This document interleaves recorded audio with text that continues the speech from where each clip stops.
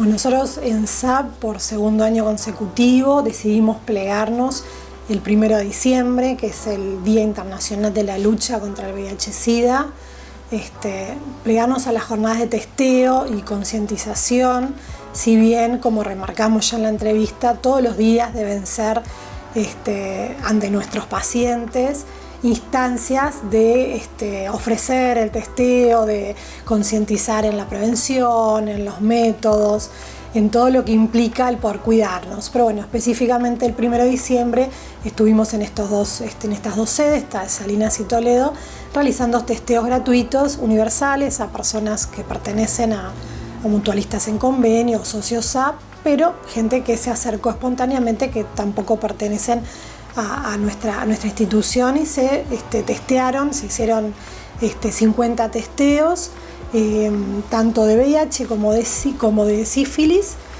testeos rápidos, con un pinchacito en el dedo, test que duraron 15 minutos y ya estaban los resultados.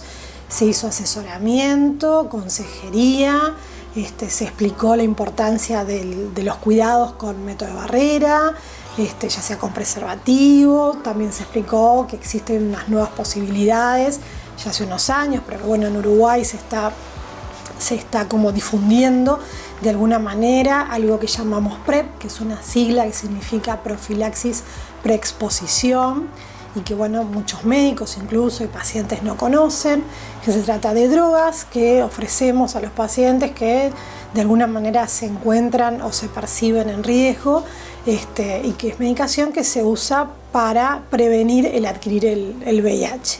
Entonces se habla de prevención combinada, de preservativos, de métodos de barrera como es el preservativo, y del PrEP, que es una medicación que previene a su vez el contraer VIH. Entonces todos esos elementos acompañaron esta jornada, pero como decíamos antes, eso se tiene que mantener en el tiempo. Entonces las personas deben conocer, manejar esta información, deben empoderarse en el cuidado de su salud, y los médicos a su vez tener estas charlas en lo cotidiano, en las consultas con sus pacientes, para poder mantener en el tiempo estas conductas para poder continuar en la tarea asistencial, o sea, que eso no quede en un solo día.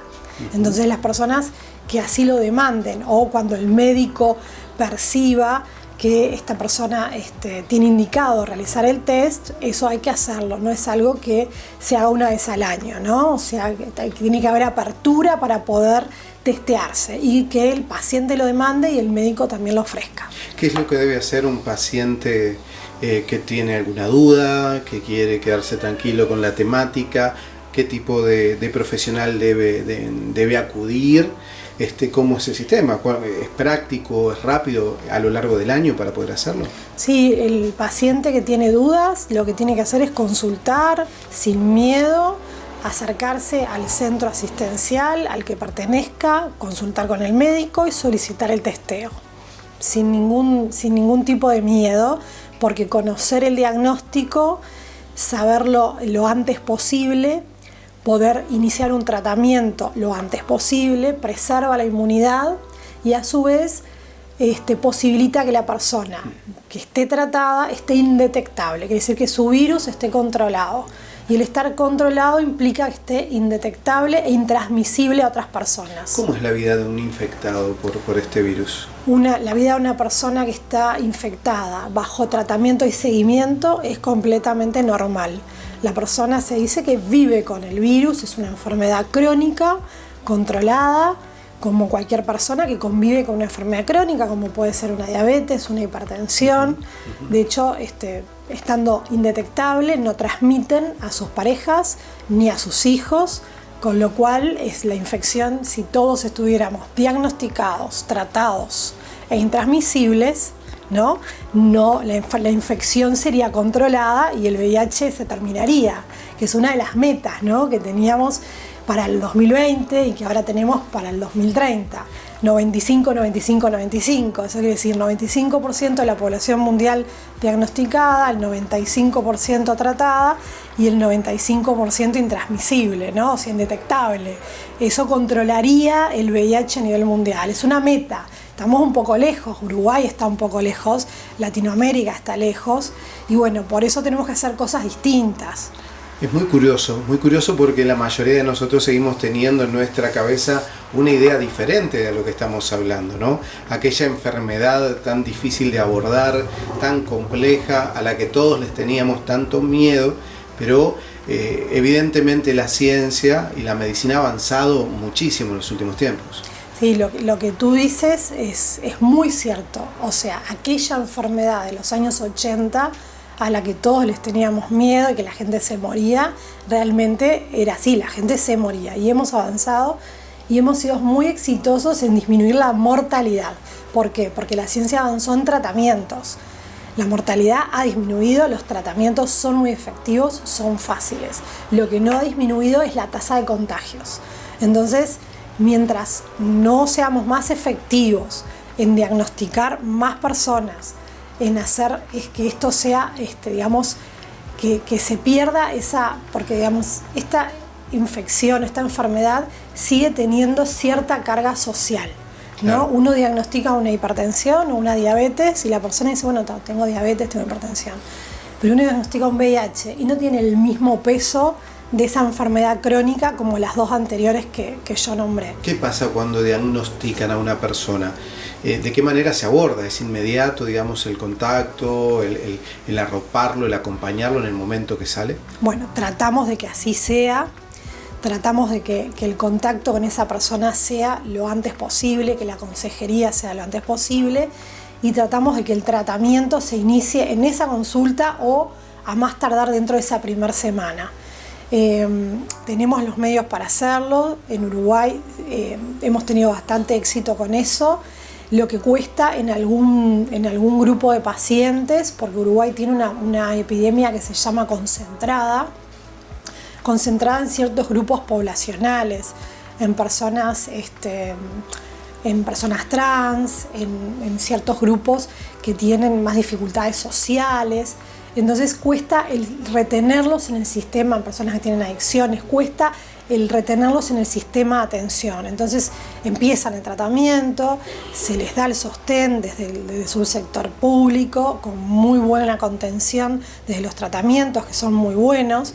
Incluso tenemos mejores tratamientos hoy en el subsector público que en el privado, en el sentido de las combinaciones de fármacos coformulados, incluso en un solo comprimido, pero después no logramos retenerlos por muchos otros problemas sociales que tienen.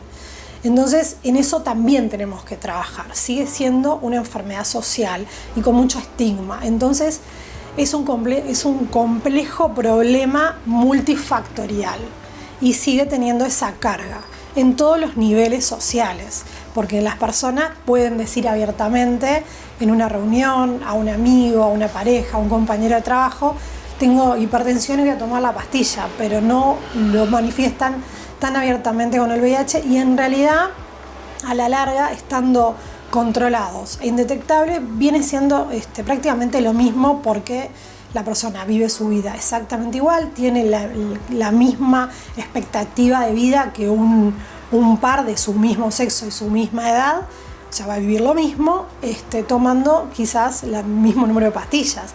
Entonces, no debería tener esa carga, pero bueno, como nos remontamos al inicio de esta pandemia, cómo surgió, de dónde, con todas las connotaciones que tiene, sigue hoy lamentablemente teniendo ese estigma que tratamos de derribar esa barrera. A propósito, doctora, y para ir cerrando, ¿de qué manera no se contagia este virus? Me parece que es importantísimo esto, porque ahí hay parte de lo que hablábamos recién, ¿no? De los estigmas y demás.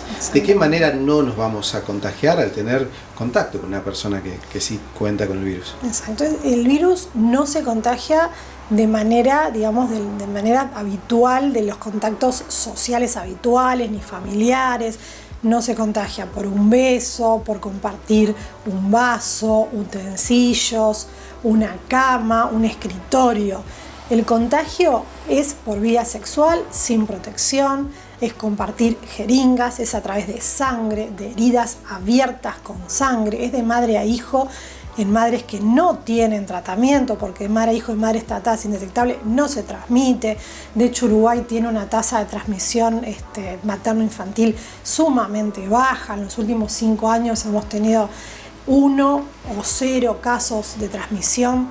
O sea que los métodos de transmisión siguen siendo lo mismo: sexual, sanguíneo y de madre a hijo de madres no tratadas.